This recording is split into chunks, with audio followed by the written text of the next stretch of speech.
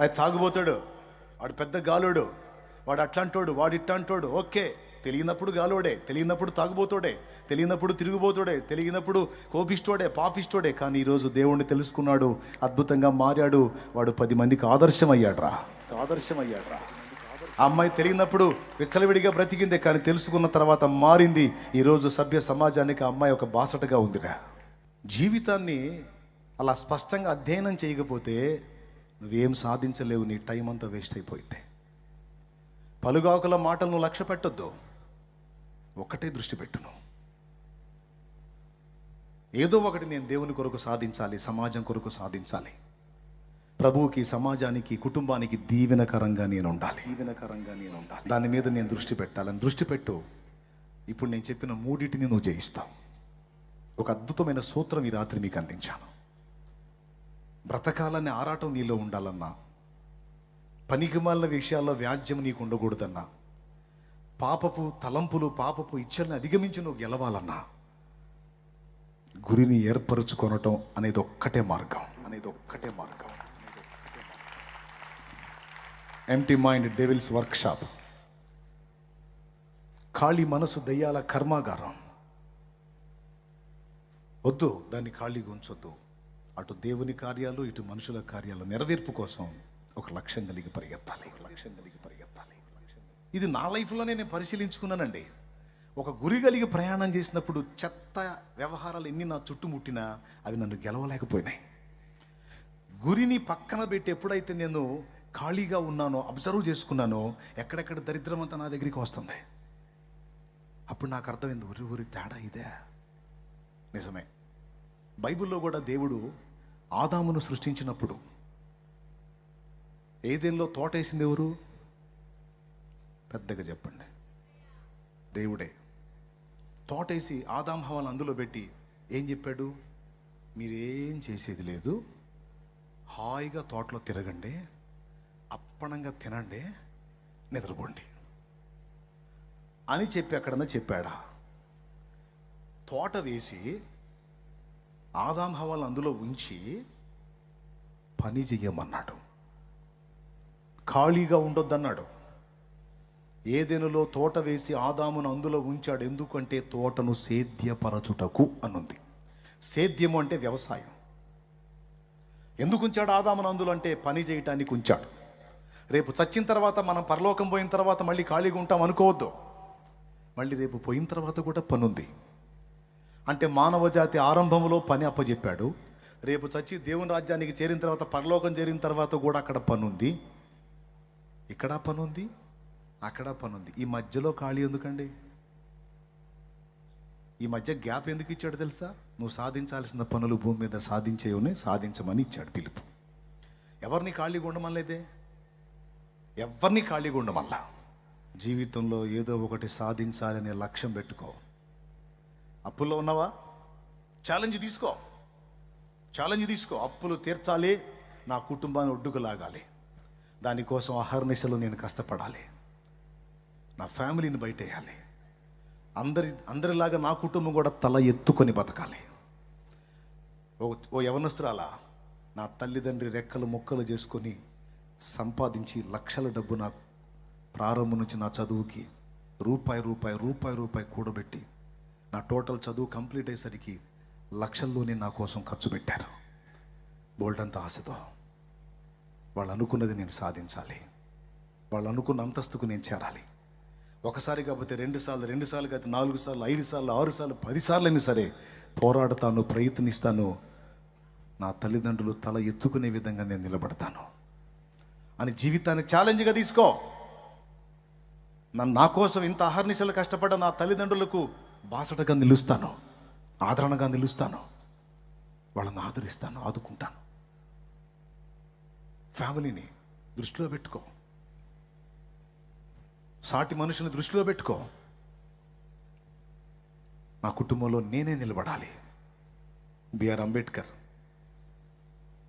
జాతి మొత్తం అవమానాల పాలవుతుంది, గేదికి క్షవరం చేసేవాడు నేను దళితుడని నాకు క్షవరం చేయనన్నాడు. అంటే పశువు కంటే హీనుడిగా నన్ను చూశాడు. వదిలిపెట్టకూడదు. దళితుడిగా పుట్టడమే పాపమా? అంటరాని వాడినా, నా జాతి అంటరానిదా, ఎలా అవుతుందో చూస్తా అని దీక్ష పూనాడు. రాత్రింబగళ్ళు కష్టపడి చదివాడు. ఈరోజు అంటరాని వాళ్ళు అని అవమానపరచబడిన తన జాతి ఈరోజు అగ్రస్థానాల్లో కూర్చొని జాబ్ చేయడానికి అతడు ఆధారమయ్యాడు. రాజ్యాంగ రచయితగా ఖ్యాతి గడించాడు. దాదాపు 140 కోట్లకు పైచిలుకున్న భారత జాతికి రాజ్యాంగ రచయిత తానే అయ్యాడు. కర్ణాటక పోతే అంబేద్కర్ విగ్రహాలు కనపడుతున్నాయి, తమిళనాడు పోతే అంబేద్కర్ విగ్రహాలు కనపడుతాయి, కేరళ పోతే అంబేద్కర్ విగ్రహం, ఎక్కడ దేశం మొత్తం భారతదేశం ఎటు పోయినా ఎటు కనపడుతున్నాడు. ఎటు పోయినా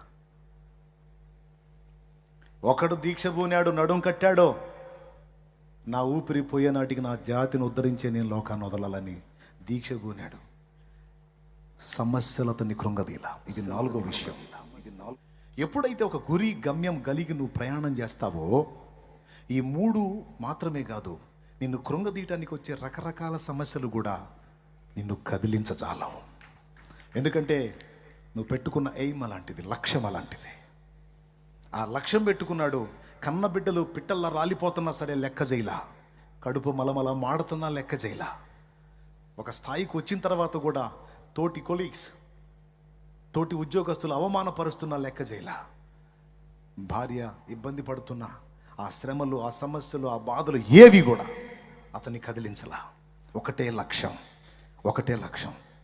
పిల్లవాడు జబ్బుతో ఉన్నాడు, నీకు డబ్బు కావాలంటున్నావు. ఈ డబ్బు పిల్లవాడికి ఉపయోగిస్తే పిల్లవాడు బ్రతుకుతాడు, ఇది నీకు పంపిస్తే వాడు చచ్చిపోయే అవకాశం ఉంది అంటే, నా ఒక్క బిడ్డ పోయినా పర్వాలా, నా జాతి బాగుపడాలి, నాకే పంపించు, నేను చదవాలి, నా కోసం కాదు, నా కుటుంబం కోసం, నా జాతి కోసం చదవాలి. అంటరానివాడా, తక్కువ జాతోడా, తక్కువ కులవస్తుడా అని ఒక పశువుకి ఇచ్చిన విలువ కూడా నాకు ఇవ్వకుండా, నా జాతికి ఇవ్వకుండా అవమానపరుస్తున్నారు. అది నేను తట్టుకోలేకపోతున్నా. ఈ దారుణం చూసి నేను నా ఇల్లు బ్రతికుండే కంటే చచ్చిపోయింది మేలు, లేదా సాధించాలి. కాబట్టి నేను, నా ఫ్యామిలీ కర్పూరంలా కరిగిపోయినా పర్వాలేదా, జాతిని ఉద్ధరించే కన్ను మూయాలి. కాబట్టి నాకే పంపు అంటే డబ్బు ఆయనకి పంపింది, పిల్లవాడు చనిపోయాడు. పాపం మళ్ళా సమాచారం అయింది గంగాధర్ చనిపోయాడని. పర్వాలేదు, చేదైన విషయాలు దిగమింగారు. బైబిల్కి వెలపట ఉన్న సంగతి గురించి, వ్యక్తి గురించి మీరు చెప్తారంటే, అవునండి, రాజ్యాంగ రచయిత, నా దేశాన్ని గౌరవిస్తున్నాను, దేశ నాయక గణాన్ని గౌరవిస్తున్నాను, రాజ్యాంగ రచయితను కూడా గౌరవిస్తాను. ఈరోజు స్వేచ్ఛగా సువార్త ప్రకటించగలుగుతున్నాను అంటే ఆ హక్కు ఆయన రాసిందే. ఆర్టికల్ 25లో అంతరాత్మ ప్రబోధానుసారం ఒకడు తాను నమ్మిన మతాన్ని విశ్వసించవచ్చు, సేవించవచ్చు, ప్రచారం కూడా చేసుకోవచ్చని రాసింది ఆయన. అందుకే బిఆర్ అంబేద్కర్ నాకు గౌరవనీయుడు, గౌరవ పాత్రుడు, నాకు ఆదర్శం.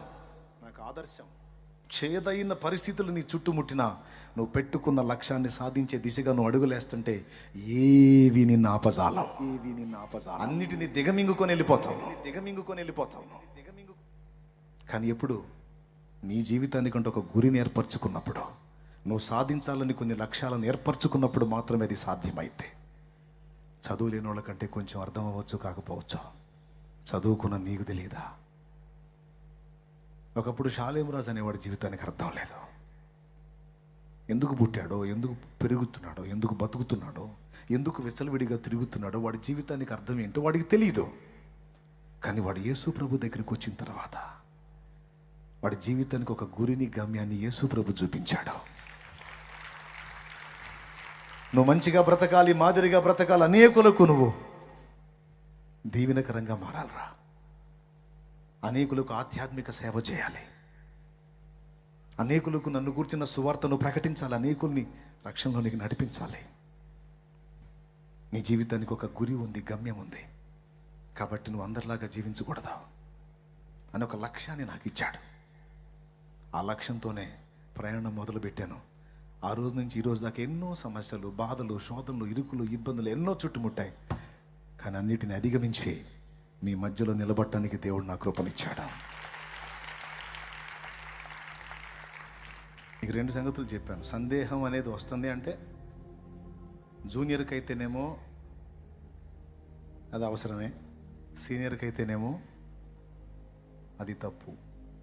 జూనియర్కి అయితే అది ఒక హెల్దియస్ట్ పాయింట్ అన్నమాట, ఆరోగ్యకరమైనటువంటి సంగతి. దేవునికి స్తోత్రం. పెద్దగా చెప్పండి. ముగింపులో ఏం చెప్పాను? గురి కలిగినటువంటి జీవితాన్ని ప్రతి ఒక్కరూ ఏర్పరచుకోవాలి. ఏదో ఒక తీర్మానం చేయాలి, దాన్ని సాధించే దిశగా.